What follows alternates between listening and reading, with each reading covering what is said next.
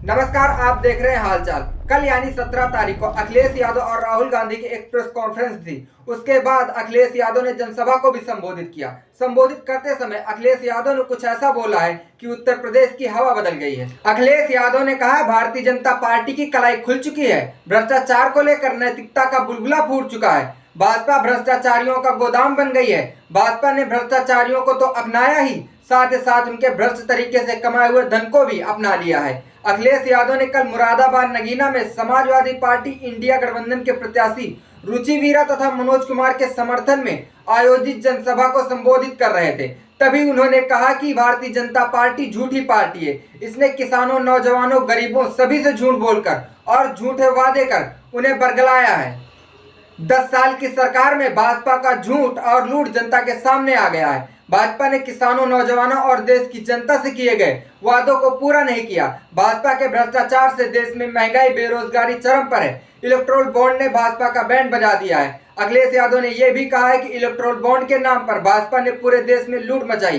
भाजपा की वसूली से देश में महंगाई बढ़ी। भाजपा ने अपना खजाना भरा, लेकिन देश की जनता, नौजवानों और किसानों के लिए कुछ नहीं किया। भाजपा सरकार ने चंदे की वसूली में ही नई तहसील, थाने और आम आदमी के जीवन में भी भ्रष्टाचार बढ़ा दिया है। भाजपा ने वैक्सीन बनवाने वाली कंपनी से भी वसूली कर ली।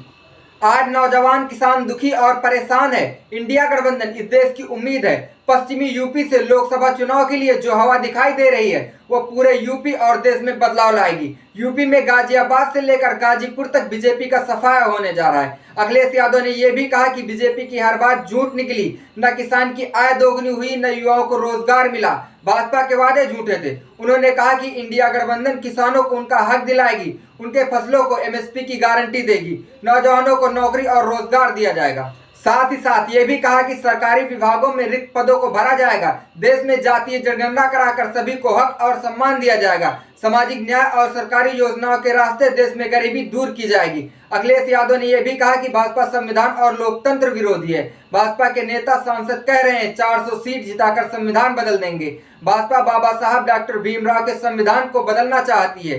दलितों, पिछड़ों, अल्पसंख्यकों का हक अधिकार छीनना चाहती है। भाजपा की नीयत ठीक नहीं। संविधान, लोकतंत्र और आरक्षण को बचाने के भाजपा को हर हालत में हराकर सत्ता से बाहर करना होगा। आ गई तो वोट का अधिकार छीन लेगी। सभी को एकजुट होकर सावधान और समाजवादी पार्टी के प्रत्याशियों के लिए वोट करना है। यह चुनाव पहले से चुनाव अलग और विशेष है। यह आने वाले पीढ़ियों के भविष्य का चुनाव है। अखिलेश यादव ने कहा कि समाजवादी पार्टी सरकार में थी तो किसानों, नौजवानों, महिलाओं के लिए काम किया, सिंचाई मुक्त किया, बिजली के लिए अलग फिल्टर लगाए, छात्रों को लैपटॉप दिया था। आज सड़कों पर जो एम्बुलेंस दिखाई देती है वह समाजवादी सरकार की देन है। समाजवादी सरकार ने डायल 100 पुलिस सेवा, महिला सुरक्षा के 1090 सेवा शुरू की थी, लेकिन भाजपा ने सब बर्बाद कर दिया। नौजवानों को नौकरियां नहीं मिली। प्रतियोगी छात्राओं ने दिन रात मेहनत कर पढ़ाई की, लेकिन परीक्षाओं के पेपर लीक हो गए। भाजपा सरकार में 1, 2 नहीं 10 परीक्षाओं के पेपर लीक हुए।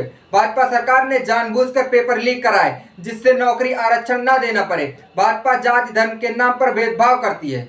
नौजवानों को सेना में पहले की तरह पक्की नौकरी देगी। समाजवादी पार्टी इंडिया गठबंधन भाजपा के एनडीए को हराने जा रहा है। भाजपा देश में 400 सीट हारेगा। श्री अखिलेश यादव ने यह भी कहा कि भाजपा ने सरकारी संस्थाओं को दुरुपयोग किया, विपक्षी नेताओं पर झूठे मुकदमे लगाकर फंसाया है। दिल्ली के मुख्यमंत्री श्री अरविंद केजरीवाल पर भी झूठे मुकदमे लगाए। झारखंड के सीएम हेमंत सोरेन पर झूठे मुकदमे लगाए। समाजवादी पार्टी के नेता मोहम्मद आजम खान साहब और उनके परिवार पर झूठे मुकदमे लगाए। भाजपा चुनाव हार रही है, इसलिए झूठे मुकदमे लगाकर परेशान कर रही है।